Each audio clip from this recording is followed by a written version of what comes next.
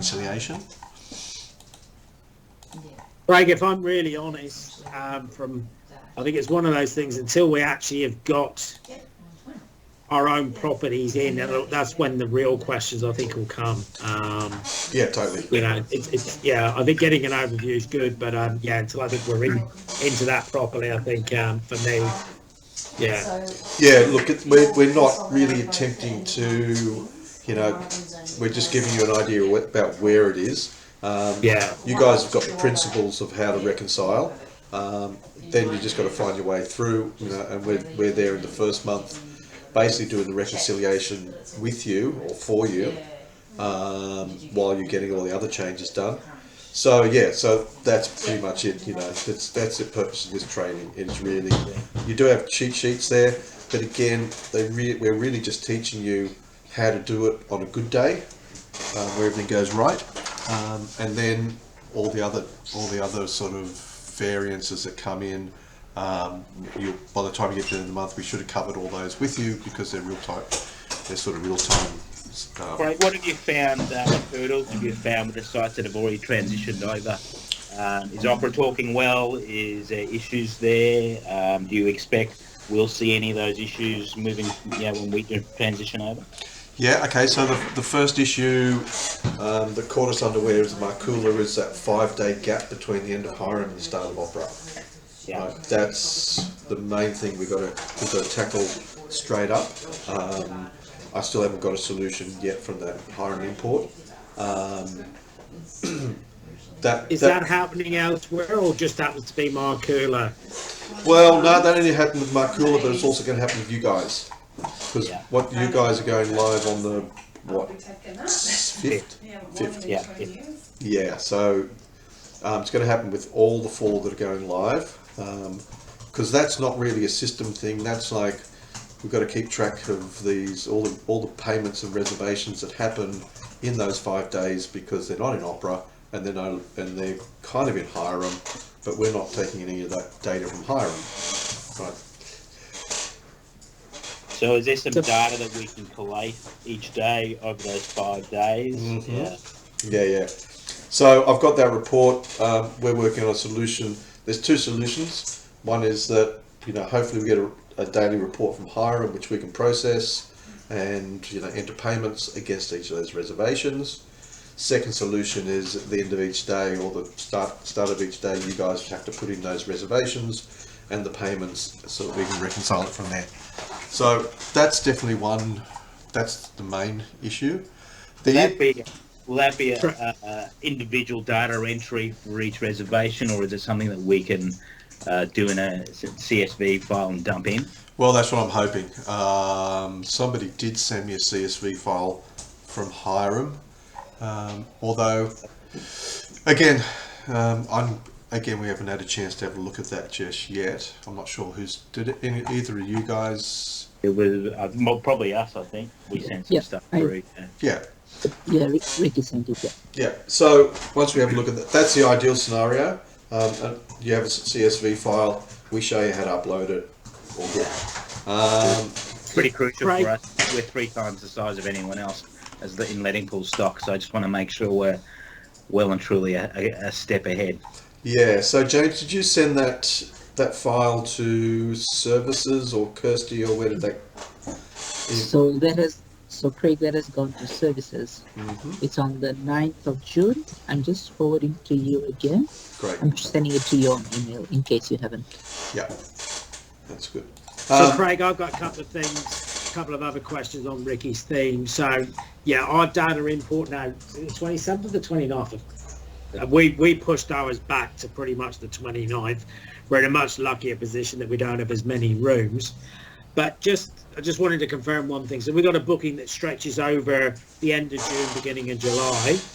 So in Hiram, we have the first 2 nights rates, and then in Opera we start the new booking on the first day of Opera and put in the balance of the rates for those days. Yes, we're loading the bookings manually. When are you going live with Opera? What date are you going live? 29th. Oh, 29th. Okay. Yeah, we pushed it late. Okay. Sorry? I know we go live on the 5th, sorry, but we have our crossover on the 29th. Our data upload, we will have access to Opera from the 29th. Yeah, that's right. You'll have access to Opera, but what will happen is Opera won't have any of that data between the end of Hiram and the 5th. Correct. Right, so what happens with that? First of all, there's two things that happen in that period. One is that people come in and depart within that period. Right, we have to know about all those reservations, for example. And the second thing is that they have a couple of days in let's say in Hiram, and then a couple of days in Opera. So they will be. We're only interested. We'll get the couple of days in Opera. You can also, I believe, James, is that right? You can put a carry forward ledger amount in Opera for those. Not sure about that. In particular, if there is a carryover, are we in theory checking them out completely out of Hiram on the 1st of the month, sort of thing, and then checking them in as almost like a new booking into Opera? What is it? To me, that would strike as the best way to do it, but I don't know. Basically, we'll see it as a new booking in Opera from the 5th to the 7th, for example. Right, now, you've got the other 3 days, for example, in Hiram. Let's say, they booked in on the 2nd. You've got those 3 days in Hiram. You've got that money in Hiram. Right, we know that there is $300 in room 204, for example, that you have to enter into Booking Trust manually or through our Hiram import. Somehow we develop a Hiram import. Right, Opera will only know about those 2 days from the 5th onwards. Yes. Right. Yeah. So we go right. We've got and we physically put it into Hiram, which is backdating through to the 1st. That would be just a mess. Yeah. Exactly what. Well, on the, it may just be worthwhile because you've got if people booking in the front desk, they're going to be using Hiram, right? You're going to still be using Hiram, so that's where we'll try to get our primary data for each of those days in between the end of the month and the 5th. Okay, so this is a question for James. James, so are we re-rolling? Are we doing like a quasi end of month on Hiram partway through the month? Yeah, so basically on the 4th, before we go live, when we end the 4th, we'll have to run our deposit ledger, the monthly reports, not all, but just the deposit ledger is the main, and also our aging and pending, just for us to see where we end, because those are the amounts that we will carry forward in Opera. Okay, so you'll send us out a list of what we need to run on that day? Okay, good. Yes, yeah. Now the other thing that the other thing that's definitely caused an issue is if your restaurant is going into your trust account. We have no restaurant. I don't think Ricky does neither. No, that's right. So that was just on one of the hotels. Their terminals didn't change over. Their money's still going to the trust account. Yeah. So that was Port, I think. Yes, it was. Again, not a problem. We've worked that out. And the other thing is to watch out for is AR accounts. So again, I think James has got a handle on how to handle AR accounts. So for example, you've got $10,000 worth of travel, travel jet, for example, owe you $10,000. When that gets uploaded into Opera from Hiram, we don't get any details for that. We just get $10,000. dollar figure. A dollar figure. So when they pay $5,000 of it, you have to actually go into basically Booking Trust and enter each of those reservations to put that initial $5,000 against. Right, because there is no way we know what the breakup of that, which of the owners get that money. Right, the only way we can find that out is to put that in.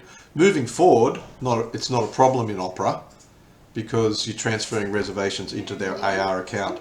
We've got the reservation details.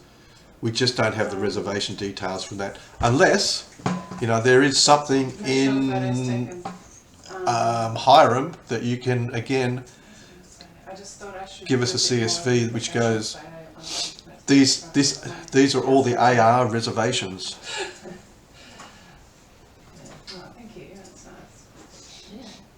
This is only for the rooms that, oh no, sorry, no, yeah. What money owing? Money owing that comes in later, because you'll get a deposit, and we've got to work out how to split that up.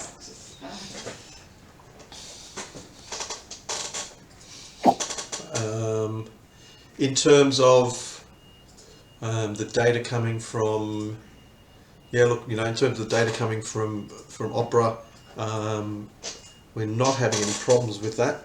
It's usually the data that doesn't come from Opera that we have a problem with. AR, random deposits, all those sorts of things, which we don't have necessarily the details for.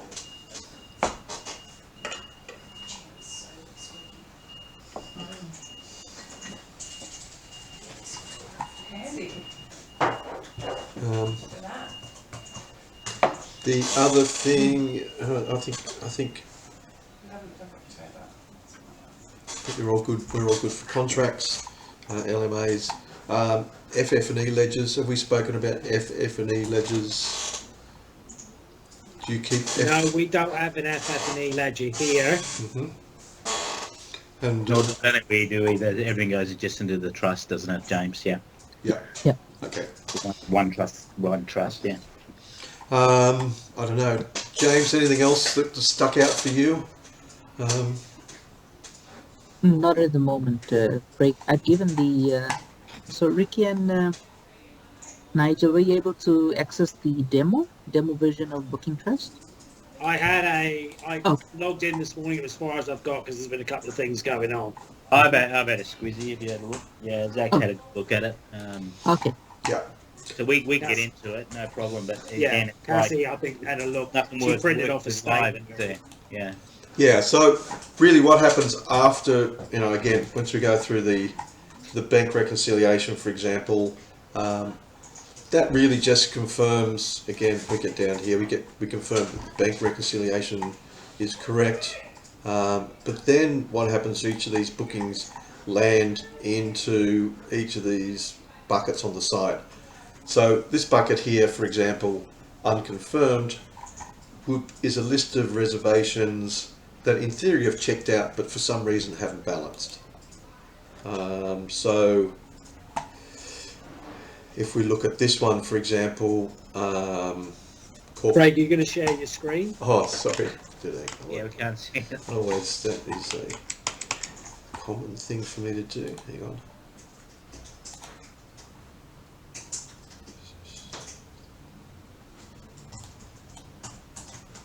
Right. Can you see that screen? Yes, we can. Okay. So in this case, this is the booking.com reservation. Again, what I'm saying here is on the right hand side here, right, these categories are unconfirmed, which are reservations that have checked out but for some reason not balanced. If we have a look here, let's see, payment record. These are probably not great examples of why they would be sitting in here. This one, let's see.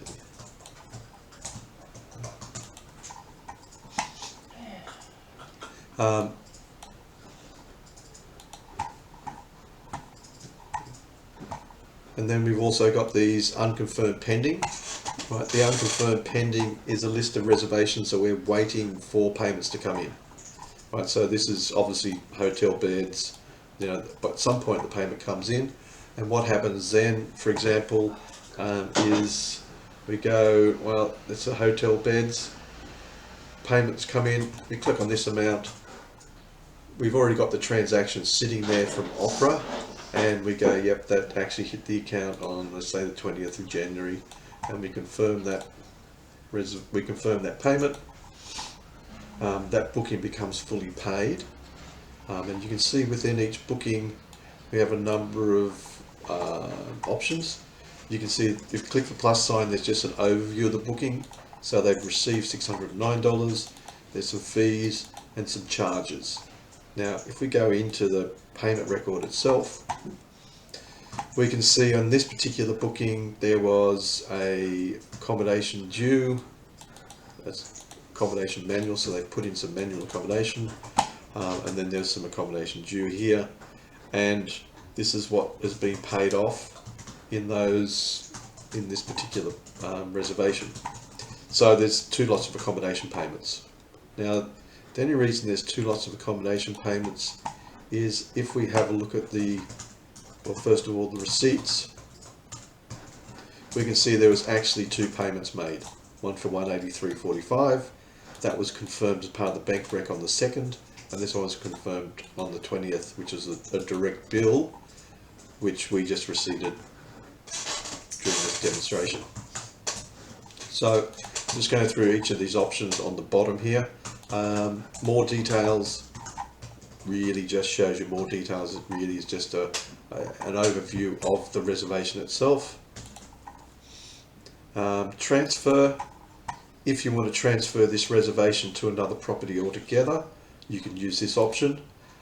Don't really know why that would be applicable in most cases, because if there are transfers, they generally come from Opera. Split, again, if you need to split this reservation between another property and for some reason split it on the 4th, so that you're actually splitting the reservation into 2 and putting some of the funds on another property, that's what split's for. Again, I'm not sure, I don't think anyone's had any use for that. Funds is a useful option where you actually transfer funds from this particular booking to another booking. Now this sometimes occurs in PM accounts where there's $13,000 sitting on a booking in the PM account, and you want to distribute it across to the relevant bookings within that have been paid off within Booking Trust or within Opera as part of group PM accounts. So what you would do is you would select the room number, select the booking and the amount you want to transfer across.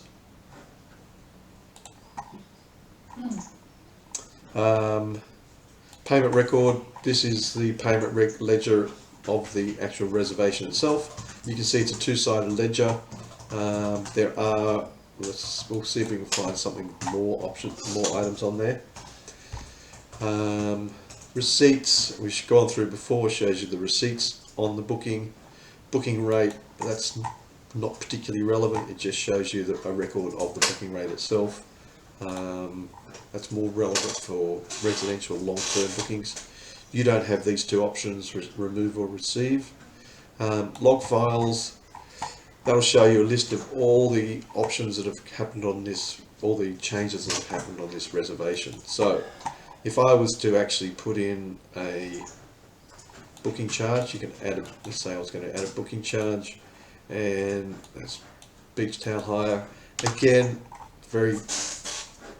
you won't really have many options or any reason to add extra charges on here. These will all come down from Opera. But you can see the booking itself is now $12 short. I've just put in a payment extra charge for beach town hire. You can see also that what happens by default is that guest charge payments, first of all, go to the hotel at the end of the month as part of their management disbursement.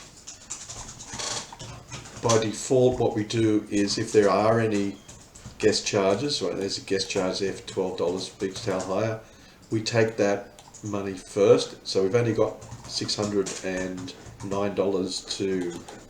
as payment.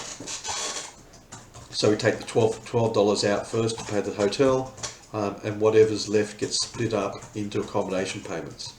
Now the accommodation payments themselves, if we have a look at that, you can see there's a related transactions option,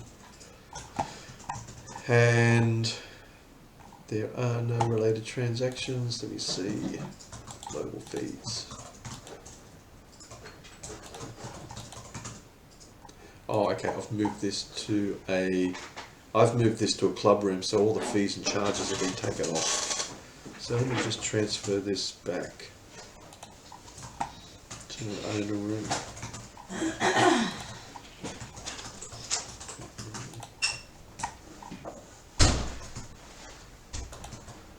So I'm just going to find a room that has an owner. So 267. So if I transfer this reservation back to room 267,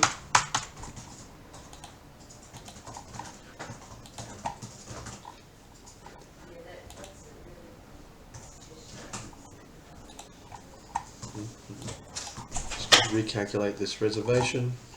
Let me just check there's some fees there now. Right, there are fees. So you can see in the payment record, because of this global fees that we have up here, which says by default there's a management fee of 16%, marketing fee, and there's FF&E fee, and there's departure clean of $80, which gets applied to each reservation. When we come to the reservation itself, and let's have a look at this accommodation payment, and go to related transactions, you can see that this is all the fees that have been generated for that particular payment. And if we want to have a look at the reservation itself, it has a separate fees ledger, and you can see all the fees and charges. There's the beach town hire. This is all to be dispersed to the management company. Again, all fees and charges, all ledgers are two-sided ledger, right? There's $235.87 owed to the management company. If we were at this point to release that, right, we'll need to, first of all, we can't release this booking because it says there's $12 short, because we've just added an extra charge. We don't actually have the $12. Now, in Booking Trust, if we needed to balance this reservation, we can click on that $12. We can either add it in as a booking credit, which wouldn't add any more money, just takes the money off the owner's funds. And again, I'm going through all of these scenarios, not because you should be adjusting bookings at any of these points, but just going through how, as an overview, how Booking Trust handles reservations, and what sort of flexibility you have. We can either enter that as a booking credit, which is a non-account transaction, or we can go, you know what, they paid an extra $12. We're going to, we don't have that option as a payment. We're going to put that in as a booking credit. We don't want to add it as a refund. I'm just going to put that in as a booking credit to balance that out. So if we have a look at the booking now, we can see that's fully paid. There's what was received. If we have a look at the payment record, we can see the booking credit's been added because we're not going to get the money, but we want to balance this reservation. And then if we release this reservation, it goes straight onto the disbursement report. And if we have a look at that room number 267, and the disbursement report builds up during the month. It's not an end of month generate your disbursement report. As you're releasing bookings, they go straight onto the disbursement, into the disbursement screen. And if we have a look at the booking report for this particular room, this is what the owner would see at this stage of the month. Of course, we don't disperse till the end of the month, but you can see the reservation we just released. There's marketing fees, FF&E, there was a housekeeping, the management fee that applies, and their accommodation totals, and there's a summary of what they would receive at this point. So Any questions first of all before I just cover how to get extra management fees on there?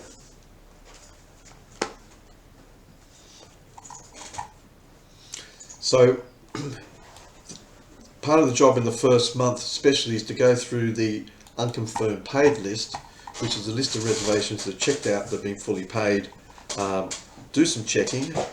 So what you would do is, this is just to make sure all the fees and charges are correct. We know we've allocated the LMAs correctly.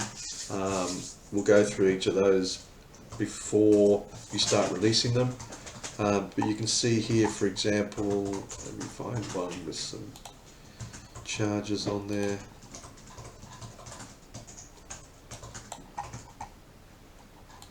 Right, here's a reservation. First of all, do any of the hotels have F&B on reservations? Like this, for example, you get is there a restaurant that gets charged to the room? At Golden Beach, we don't have like a separate restaurant pod system. We have like a little kiosk that we operate ourselves, where it's just coffee, so we can guests do charge back. Right. Okay, so if a guest, for example, here's an example of a guest charging back breakfast to their room. Right, this is what it comes down as Opera. We can see that there is breakfast included in each of the daily accommodations. Again, whatever they charge back. You can see that if this is fully paid, we can have a look at the receipts on here. You can see there was one receipt of $682.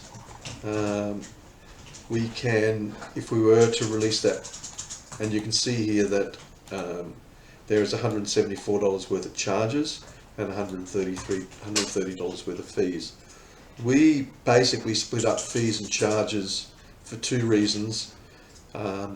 Charges are generally things that owners have to pay to run the rooms, that need to be charged as part of the management of the room, and fees are generally the commissions that you charge for your services. Now, when it comes to the booking report, we just split those up into different sections in a way to sort of soften the blow for the owners, so it's not like just everything looks like one big fee. The owners don't see anything on their report that comes in as guest charges, because essentially the guest has paid for it and they've paid the management company. It's not owner money. Right. So if we were to release this reservation to room 254, which means once we release it, it means it's able to be dispersed, and we go into the disbursement report and we have a look for 254.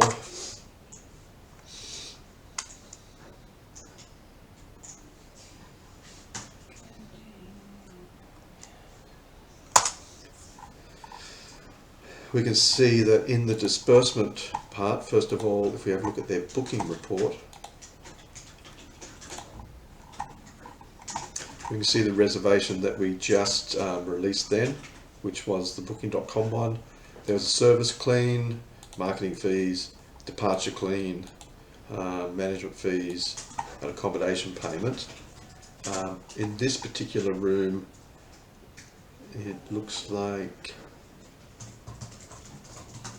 management fees, marketing fees. Yeah, looks like there's no FF&E in this room. So, what was I going to say? Yeah, as you can see, there's none of the food, none of the F&B appears on the owner's statement. But if we have a look here, again, this is just to give you an idea of where you can find information out. We have a look here. First of all, underneath each room, there is first of all a proper financial statement. Right, so this is all the charges that have been released to the owner, right, and the disbursements, what's been paid out, right. That's their financial ledger, which again you can print off at any point. We don't send this to the owner generally because it's well, there's no need to. They get it basically all this information on their booking report. So first of all, there is a complete financial statement for each property or each unit. Then we have a fees ledger, which is just basically the fees, which you can see here. At the moment, the management company's owed $550.79 worth of fees, and we can see what that's made up of. There's management marketing. We can see all the fees. We can see on the 5th of April it was all paid off, and their fees ledger was down to 0, and now it's building up until we can do this next disbursement. And the same with the charges ledger. You can see there's $319 worth of charges due, and that's made up of these items.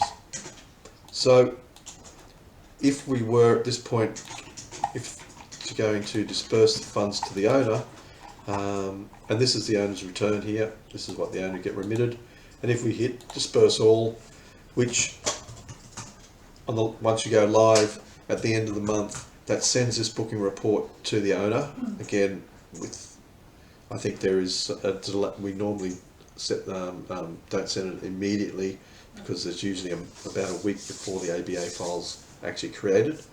But you can see once we hit that report sent, if we have a look at their statement now, you can see that we've now dispersed, as far as their statement is concerned, they're down to 0 in their released funds account. If we go to the ABA export file, you can see that those transactions are now sitting on the ABA export file. So that was the 1833. You can see here there's the 1833, and you can see here, if you drill down, you can see that that's for property 254. There is the management disbursements, which let's see if I can sort that out. It's just not appearing on this ABA file just because it was set up for one of the hotels that didn't transfer out their management fees. I may not do that while we're having this demonstration, but there is, for example, that's what you'll get basically at the end of the month as an ABA file, which you can download and obviously process as part of your, same as you already process your ABA transactions. Now, once you get down there, let's just go, I'll go through the full cycle. So once you download the ABA file and you clear it, which means it's been processed, when you go into your bank reconciliation, you can see that there it appears then in the ABA bank reconciliation grouping, and you can see on the 26th that supposedly there was $4,009.91, which was transferred as part of one ABA file. If we have a look at those transactions, we can see what they all are. Right, management fees, we can see what was on that ABA file, and you confirm that once it gets transferred out of the bank.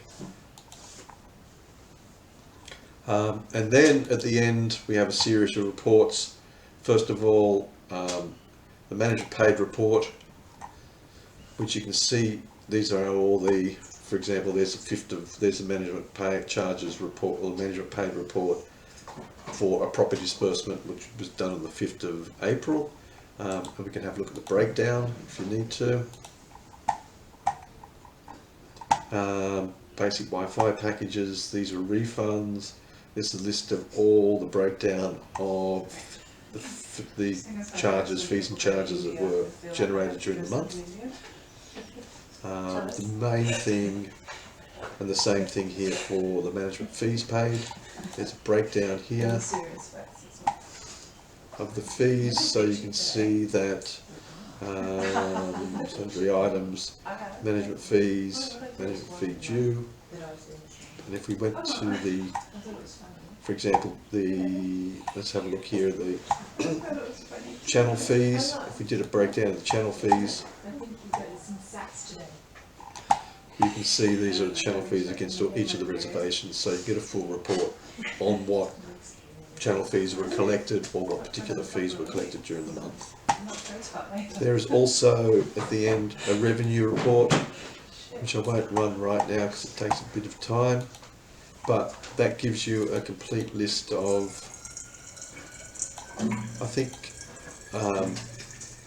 you use, is that right, James? Corporate reporting, revenue report at the end of the month. Is that what you're using? You mean in Hiram? In Booking Trust, did you run that? Yes. Yeah. Yes. So you run the revenue report, which shows your split of management fees, channel, and R&M, etc. Yeah, exactly. So at the end, you Yeah. get the revenue report. But again, we'll sort of, we'll be holding your hand during that process at the end of the month. And the idea of this particular session is just give you an overview on the final process of how to, what the goals of releasing bookings, dispersing funds, and then be able to receiving that. So, for example, there's your revenue report, which you can download as a CSV file. And yeah, I guess that replaces the current revenue report. Is that similar to what's already been done in Hiram? I'm not sure. Yep. Okay. So any questions out of that? So Craig, just a question for both of the resorts in terms of the actual live site that we'll be working on. When do you plan to get that set up? We don't normally set it up until we get some data from Opera. Okay. Because first of all, we have hope.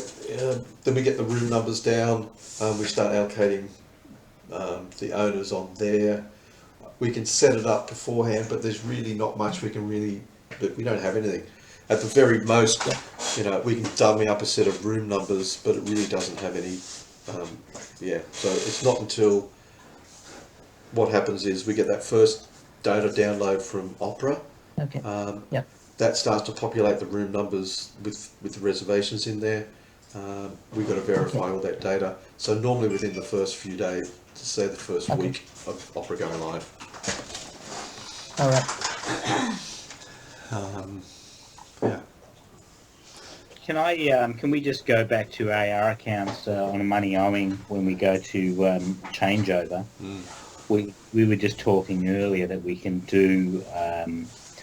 We think we can do a detailed debtors statement, which will give you all the room numbers. If we can get that in a file that we can migrate, would that help the process? Yes.